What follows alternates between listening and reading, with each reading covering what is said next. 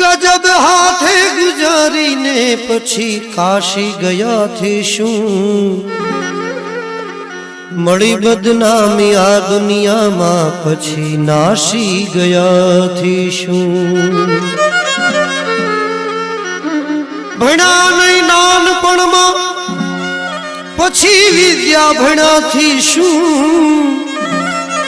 અરે સુકાણા મોલ સૃષ્ટિના પછી વૃષ્ટિ થયાથી શું ન ખાધું ન ખવરાવ્યું કોઈને